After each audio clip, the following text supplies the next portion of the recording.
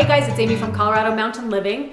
I wanted to bring you a different kind of video today, a little bit of a different announcement. As you can tell by the title, I'm announcing that I have a cancer diagnosis, but honestly, it's not as severe or extreme as a lot of people's cancer journeys.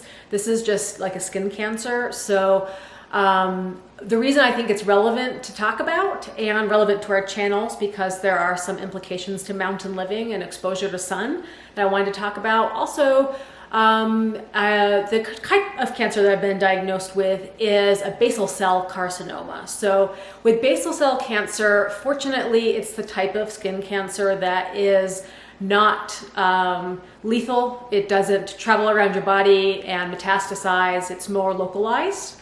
And but it does require surgery to limit the spread locally. So it's something that I wanted to talk about because it has some other implications for health, and that's a strong topic for me. You know, is it promoting health all around, and also bringing awareness, because I could have easily ignored it and it could have gone and caused further problems. So I just want to cover a few things about basal cell carcinoma. So first of all, probably, you're wondering, well, do you wear sunscreen, and what are the things that you're doing to keep yourself safe from skin cancer? So there's definitely obvious some clear factors. I have really fair skin, really fair skin. It puts me at a higher risk for developing a skin cancer. And also related to mountain living, I think this is really important for people to know, is that the higher you are up in altitude, the more severe the sun is. In fact, I'm going to put a factoid on the screen because I can't recall it right now, how many more times strong the sun is at 9,000 feet versus at sea level. So you're definitely exposed to a more severe amount of radiation at a higher elevation. And, I do wear sunscreen on a daily basis. It's part of my makeup, but it is not a high enough protective sunscreen. 20, 25 SPF that's built into a lot of women's makeup these days is not enough to do a lot of daily protection.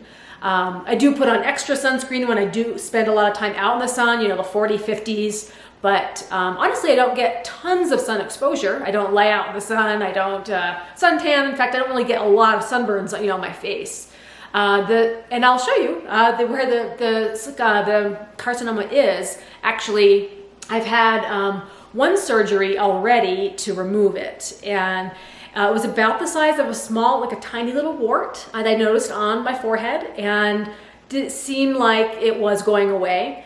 It wasn't a pimple or anything, and then I noticed a second one in a kind of like a short amount of time, and it just seemed unusual for my skin type. I don't normally have kind of bumps that come up and don't go away. Interestingly, a couple of years ago, I had the dermatologist treat a couple of flaky areas of in the exact same spot, and within a year, those areas came back in the form of bumps. So I think the skin cancer was started a couple of years ago, maybe even before we moved to Colorado. It's hard to say, but just knowing that I had a couple of areas that had previously been treated, and then a recurrence in the exact same area, just a different sort of form of the cells, is what got my attention. So I can show you a little scar that I've got going on here on my forehead. Last week I had a surgery to remove the smaller of the two carcinomas. And again, it was the size of half a pencil eraser. It wasn't very big at all, but the incision is at almost about an inch. So the dermatologist takes a very cautious approach to clearing out a lot of area. And I'm sure a lot of you watching may have already had this procedure done. The reason why I want to bring it up is that if you let it go and let it grow, and eventually it becomes a large enough size, the doctor has to take, a lot more area out to make sure they contain the entire cancer. And a basal cell cancer is not just like a surface that they burn away. They actually have to cut down all the way through all of the layers of the skin down to the muscle to remove the most base layer of the cancer cells. And that's why it makes the procedure just a little bit more invasive, a little bit, you're looking at a week or two sort of recovery time, rather than just getting a area frozen off. Or like some people might get special anti-cancerous sort of cream that sort of crusts off the precancerous cells, and that's another different type of treatment, but those are different type of skin cancers. This one is more of a base cell layer, and so they have to go all the way down to the bottom of the skin, cut it out to remove it, and then kind of stitch you back up. So it's kind of, you know, it's just an office procedure that you do throughout the day. The procedure that they do usually is called Mohs procedure. So this would be something if you're not really sure what to expect. They go in, they kind of estimate where it is, they cut it out, and then they make sure that they got all around the edges. If they didn't get all of the edges, then they go back and kind of go a little bit wider and get a little bit more area.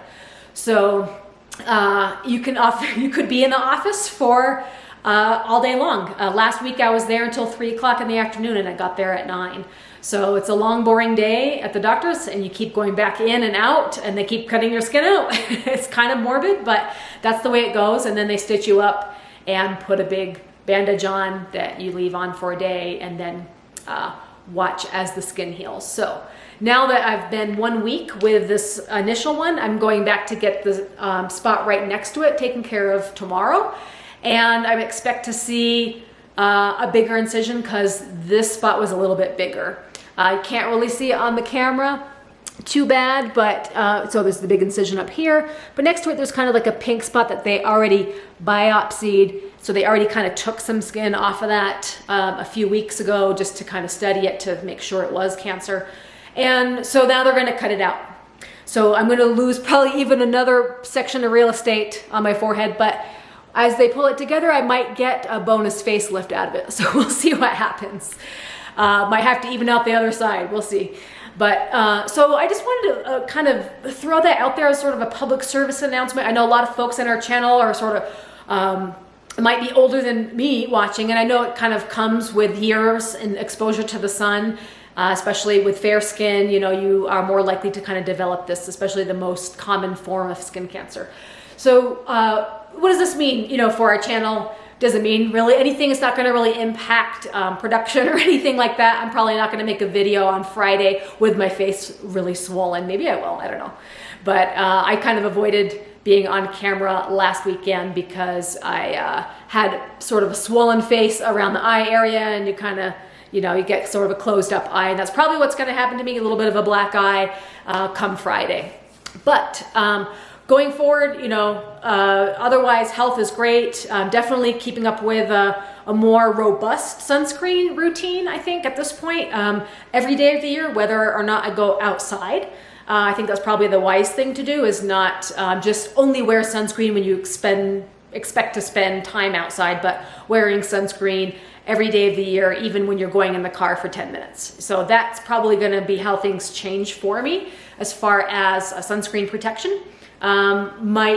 You know, I normally wear hats when I'm outside anyway in the Colorado summers, but with knowing that this is a really high potency UV exposure at higher altitude, it's definitely more important, because once you get diagnosed with a basal cell cancer, you're more likely to have a recurrence or develop another type of skin cancer. So it's definitely worth those extra precautions and extra attention to sun care. The other thing I wanted to bring up was nutritionally. So nutritionally, there are ways to sort of protect yourself from cancer. You know, definitely getting a lot of, you know, your vitamins, your nutrients. But one thing I wanted to bring up was foods that starve cancer.